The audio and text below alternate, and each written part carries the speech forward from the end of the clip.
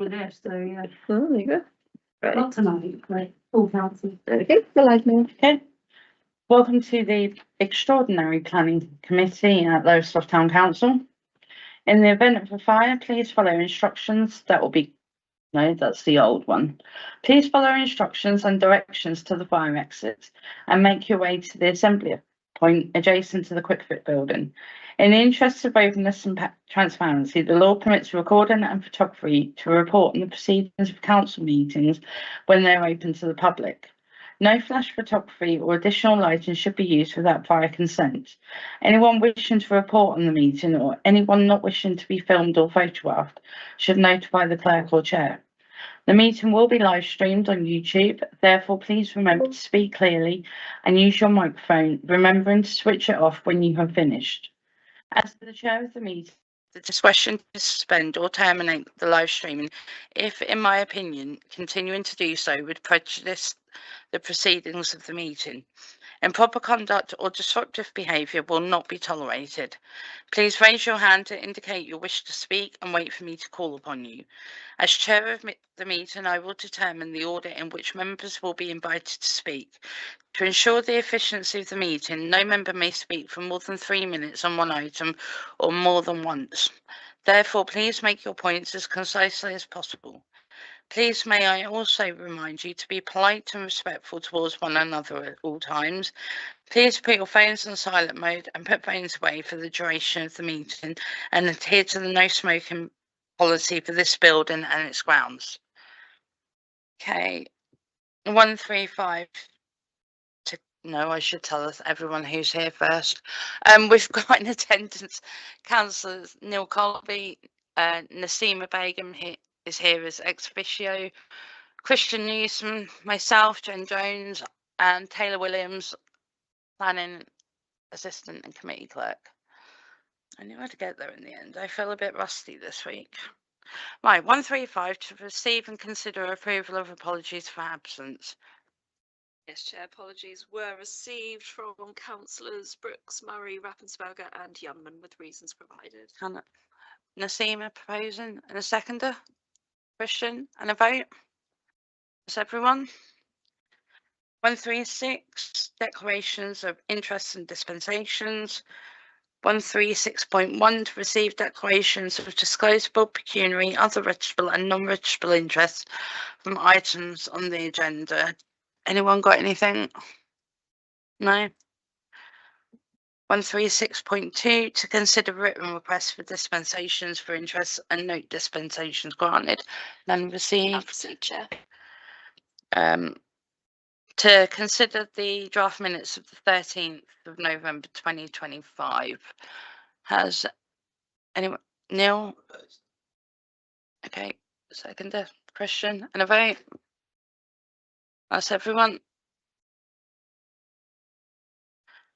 138, public forum, an opportunity for the public to make comments on any matters on this agenda and to consider any advance comments from the public. Well, we've got no one in the building. No one's in attendance on the webinar. We did have technically a public comment submitted, but it's in relation to item 143, which is the request for support for double yellow line. So that can be reviewed at the item. Okie dokie. 139, planning applications. 139.1 to consider the following planning applications and decide the recommendations of the council.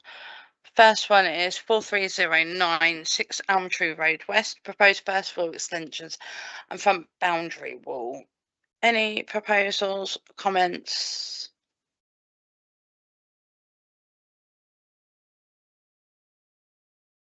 Neil? Chair, I'd actually say, having looked at this, there doesn't seem to be anything that would go against the neighbourhood plan or the local plan. And there have been no neighbour objections that have gone in. So I would say that I recommend that we actually approve. We go ahead and actually notify Suffolk that we are happy to propose the planning application. Yep. Okay. Christian? Second. Okay. Any other comments? And a vote. Take a vote on that then. That's everyone. 4277 20 Gunton Church Lane, construction of a new dwelling. Any comment, question? I've looked at the application.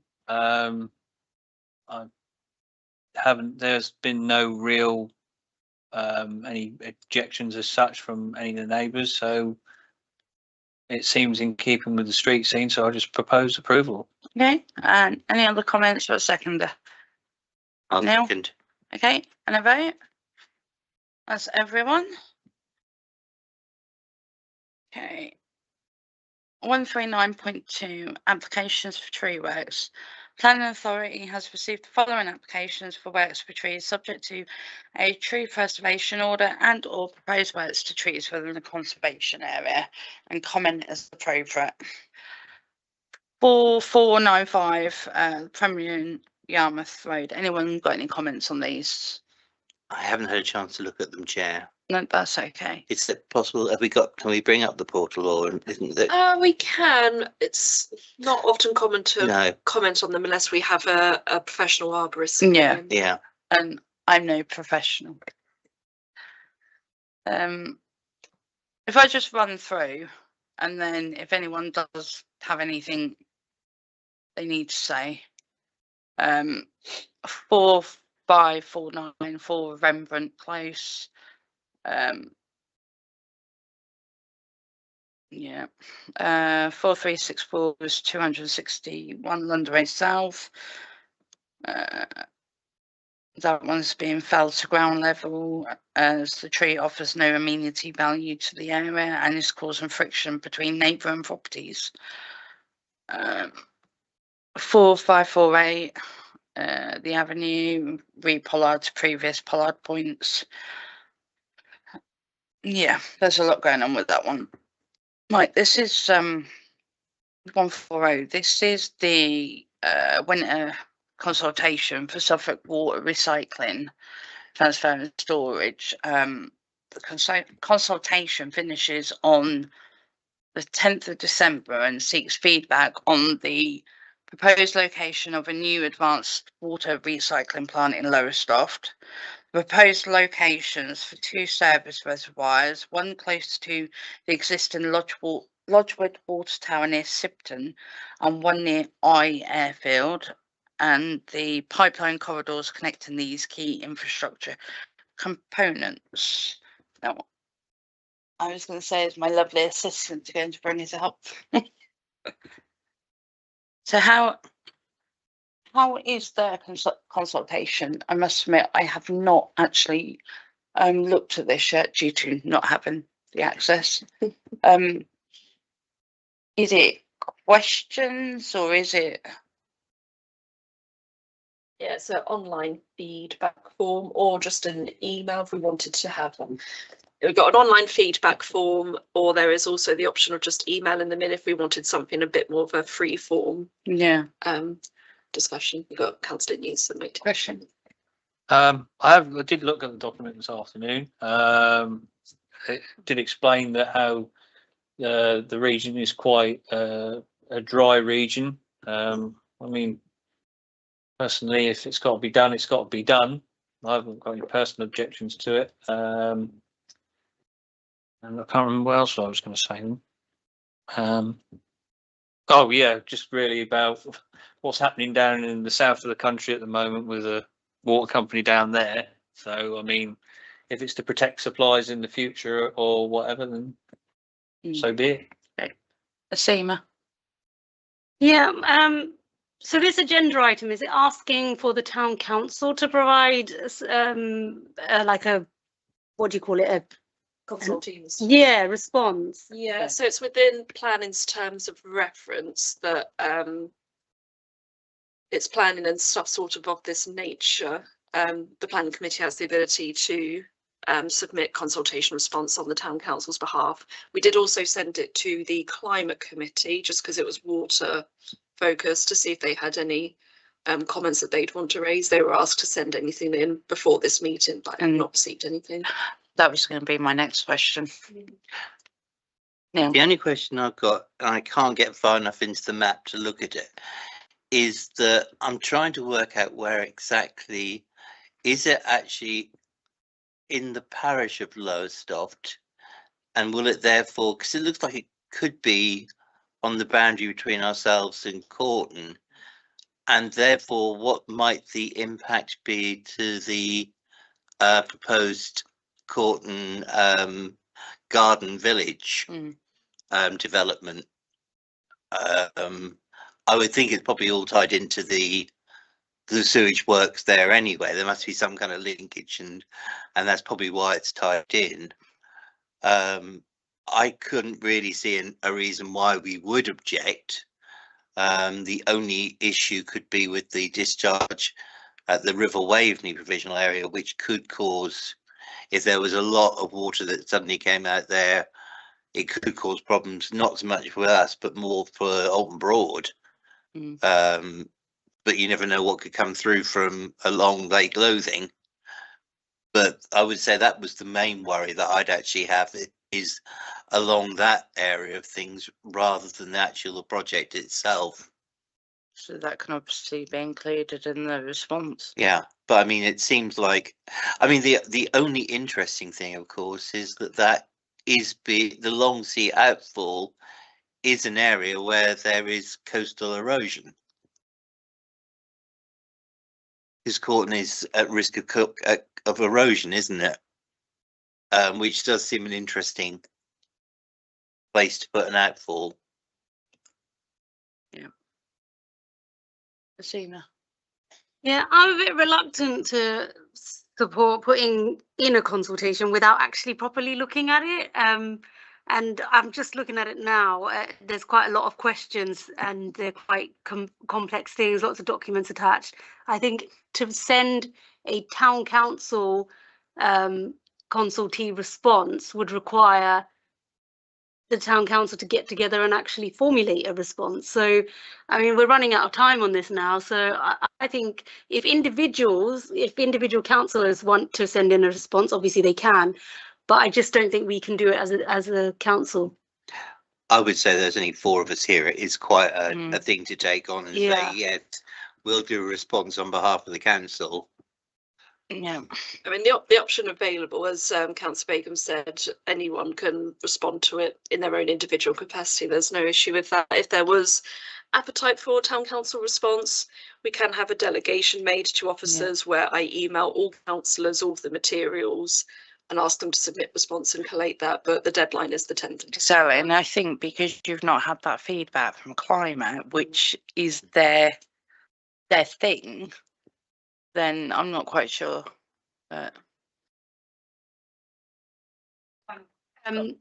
obviously, this isn't asking for the town council specifically for a response, and there's nowhere in this where if we did put a town council response, it would have any extra weight on it. So I just think best thing would be, and I'll propose it, that if it's sent to individual councillors and ask them if they want to put in a response, that's fine, but we're not going to do one as a from the town council. okay.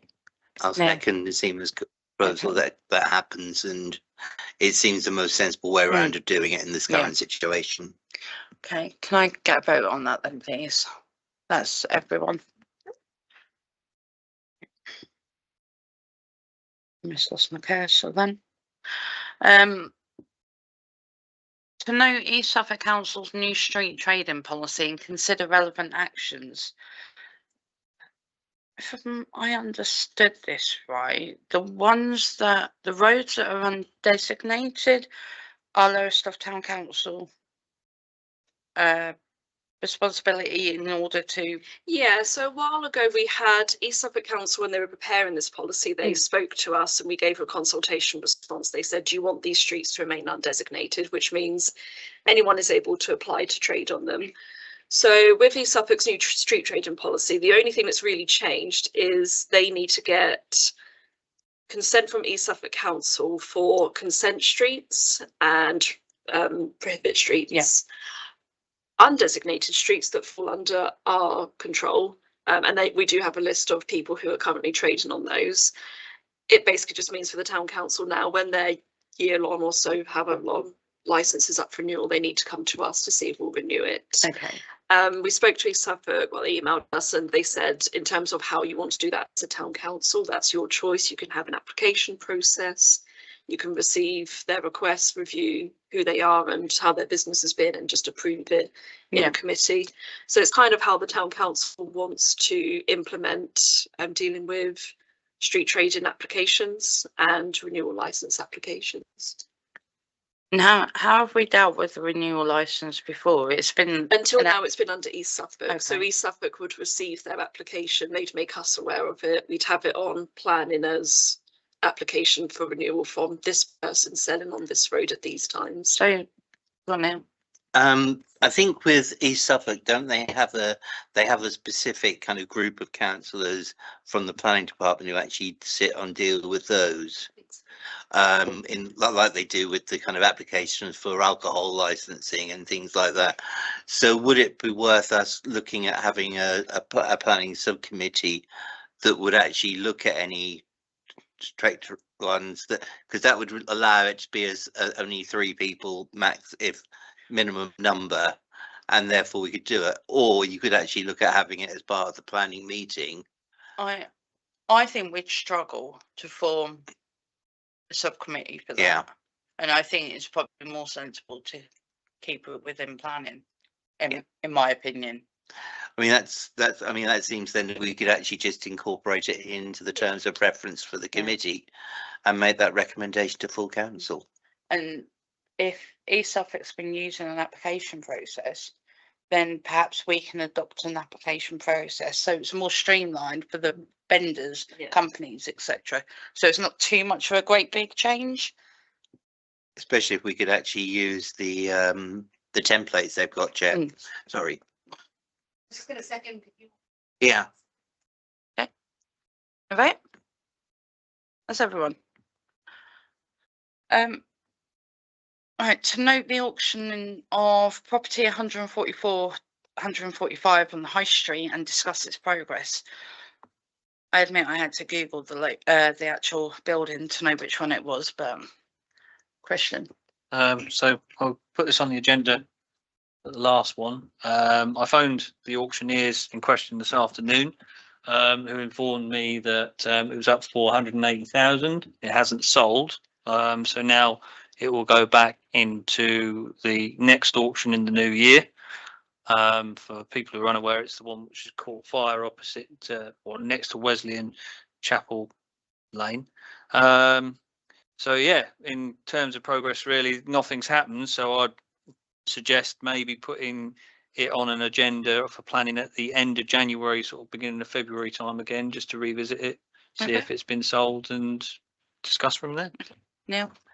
I would also suggest that we probably put it on to the next quarter liaison meeting with East Suffolk, because obviously they had the Heritage Action Zone there in the past. There are other things that I think they're still dealing with in the High Street, so it might be worth finding out what their viewpoints on the situation as well are, and whether there's a joined up approach or something that we can support going ahead.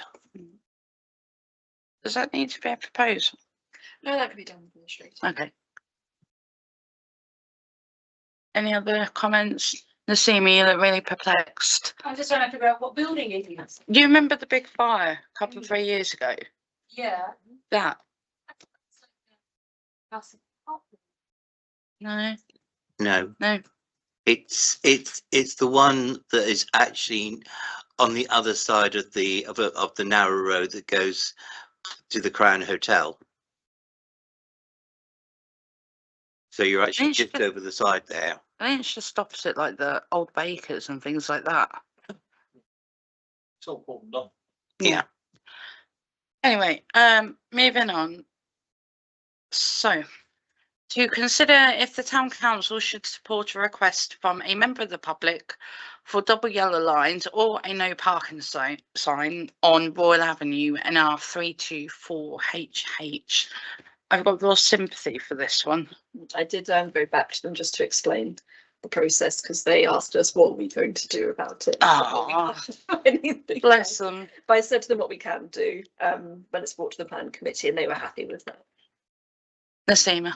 Yeah, like you, Jen, I have a lot of sympathy for this one. I mean, I'm happy to support it and happy to propose that we support it, but I just don't think it's going to make much of a difference. If people are ignoring the solid white line, are they really going to care about double yellow lines? I don't know. I don't think it'll make much of a difference, but happy to support. Is that proposal? Christian? I'm happy to second. I think it's, I mean, I don't know this for 100% fact, but I don't know if the traffic wardens can ticket people who park on, they can on white lines. Oh, right, well, They, that's why I didn't know. unfortunately, they can't be in all places at all times. No.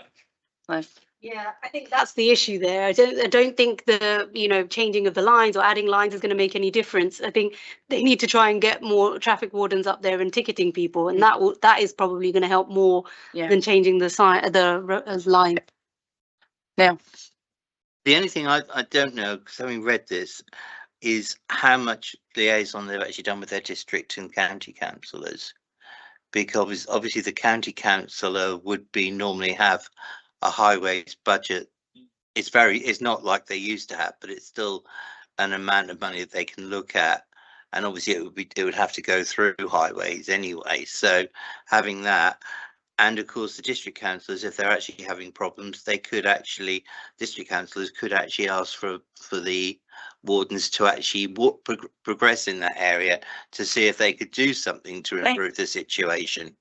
They are in that area quite a bit, but it's predominantly around school run times. And if the time of this photo, for example, was at midnight, wasn't it? I don't think ES enforcement team are going to be strolling the streets at midnight. They did engage from the email they sent. They said to the council, I will assume it's county level, because they engaged with the council some years ago to get the original white line painted. So they have been in discussion with them before. Yeah.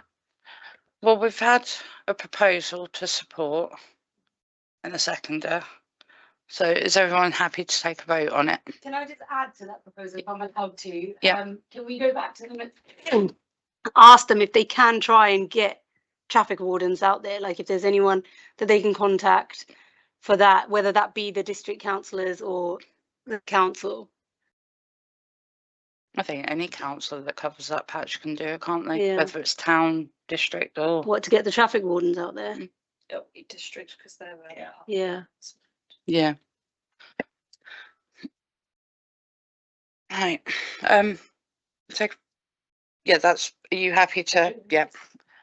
Take a vote on that then. That's everyone. Right. 144. Date of next meeting is Thursday, the 18th of December at 18:45. That will be the last one of 2025. So I really hope everyone can make it. And that's the end of the meeting. Thank you very much.